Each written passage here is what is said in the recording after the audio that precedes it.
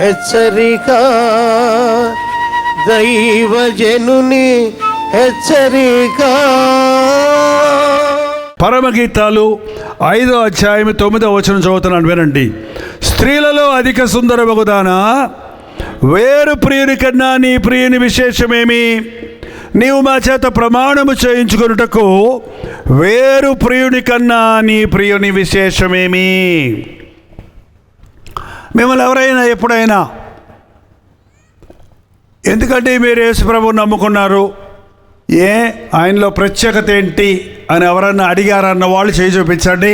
నేను ఇలా అడుగుతూనే ఉంటాను, మీ చేతులు చూస్తుంటాను. మిమ్మల్ని ఎవరు అడగలేదంటే మీలో ఏ మార్పు ఎవరు చూడలేదన్నమాట. మీరు యేసుప్రభువుని నమ్ముకున్నాను ఎవరికి చెప్పనే లేదన్నమాట. ఏంటండి?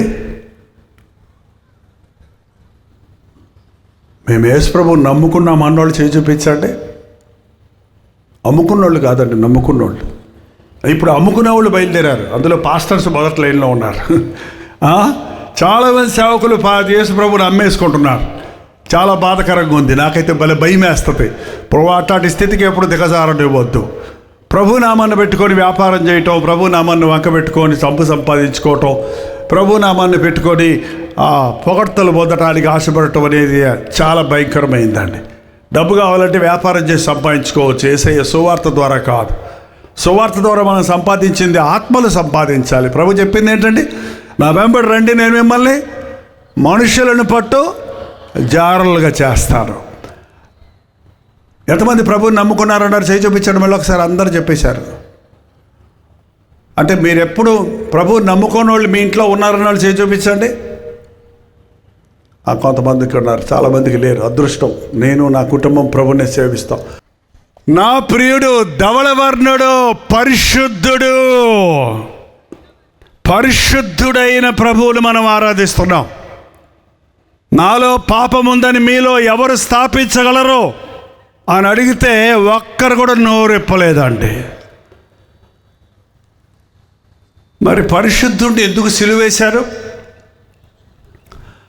పిలాతు అనే న్యాయాధిపతి ప్రభువును పరిశీలించిన తర్వాత ఏం చెప్పాడు తెలుసండి? ఈయన యందు నాకు ఏ దోషమో కనబడలేదు. మరి ఎందుకు ఆయన్ని కొరడాలతో కొట్టారు? మరి ఎందుకు ఆయన్ని ఘోరమైన సిలువ వేశారు? నీ కోసం. యేసుక్రీస్తు నా కోసమే కలువరి సెలవులో తన ప్రాణాన్ని ఇచ్చాడు.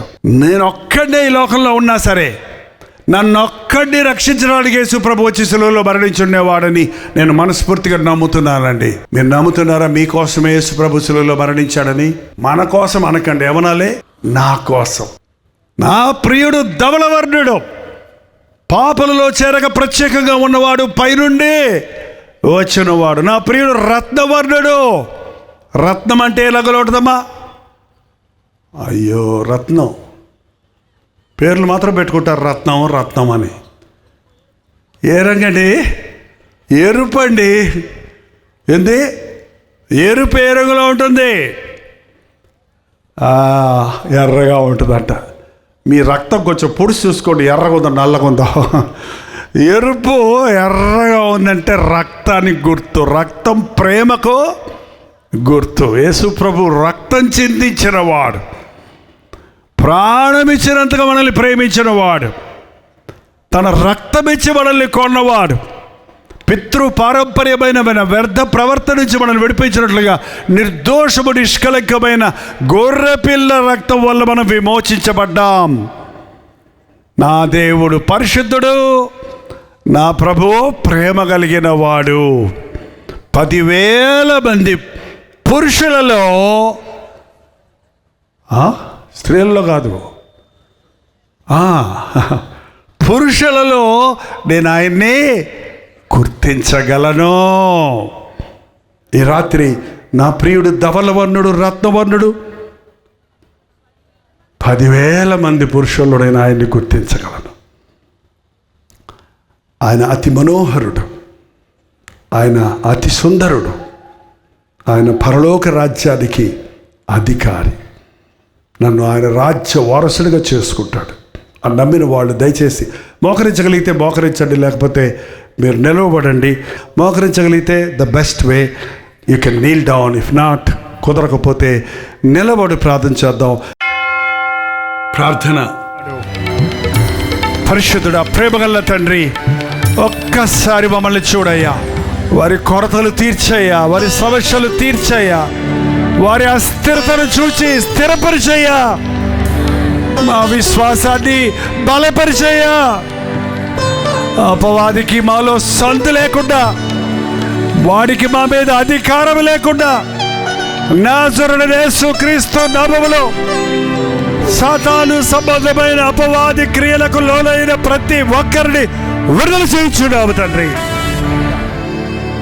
ప్రతి రోగమును స్వస్థపరచడానికి నీవు మాకు అధికారం ఇచ్చున్నావు కదా. నీ శిష్యులను పిలిచి నానా విధములైన రోగములను స్వస్థపరచుటకు, దెయ్యములు వెళ్ళగొట్టుటకు అధికారం ఇచ్చున్నావు. నీవిచ్చిన అధికారమును బట్టి, నజరేయుడైన యేసుక్రీస్తు నామములో ఉన్న శక్తిని బట్టి ప్రతి బంధకము నుండి, ప్రతి దురాత్మ నుండి, ప్రతి అపవిత్రాత్మ నుండి, ప్రతి అనారోగ్యము నుండి నీ బిడ్డలను విడుదల చేయించున్నాము తండ్రి. విడుదల చేయించున్నాము నాయన. నమ్ముచున్నాము నాయన. అపనమ్మకము లేకుండా సహాయం చేయము. యేసుక్రీస్తు నామములో అడుగుచున్నాము తండ్రి. మన తండ్రి అయిన దేవుని యొక్క ప్రేమయు, కుమారుడైన క్రీస్తు యొక్క కృపయు, ఆదరణకర్త అయిన పరిశుద్ధాత్మ యొక్క సహవాసమును కూడి వచ్చి ఆయన సన్నిధిలో ఆయన మాట యందు విశ్వాసముచ్చిన మనందరికీ ఇప్పుడును సదాకాలమును తోడై ఉండును గాక. ఆమేన్, ఆమేన్, ఆమేన్.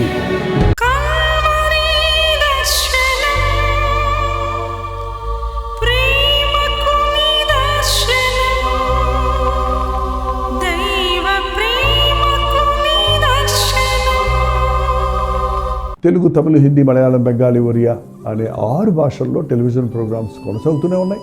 భారభరితమైన పరిచయంలో మీరు సహకరించాలని ఆశిస్తే, ప్రభు మిమ్మల్ని ప్రేరేపిస్తే మీ విరాళాలు, కానుకలు డాక్టర్ జై పాల్ ఫౌండేషన్స్ అనే ట్రస్ట్ నెంబర్కి మీరు పంపించవచ్చు. అవి నేరుగా టీవీ ఛానల్స్కి వెళ్తాయి. అందులో ఏది నేను మా సొంత పరిచయం కొరకు ముట్టుకోవటం లేదు, వేరే పరిచయం కొరకు ముట్టుకోవటం లేదు. టెలివిజన్ పరిచయలో ఇంకా సువార్త వెళ్ళని వారికి అది అందించాలని ఆశతో ఒక 20 సంవత్సరాలుగా కొనసాగుతున్న పరిచయం కొరకు ప్రార్థించండి, మీ సహకారాన్ని అందించండి.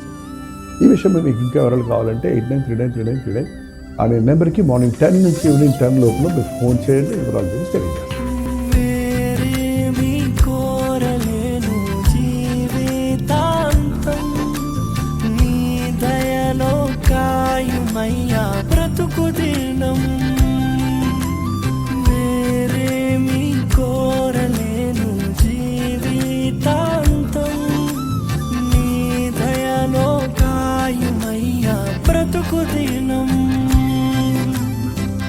నీలాంటి దైవం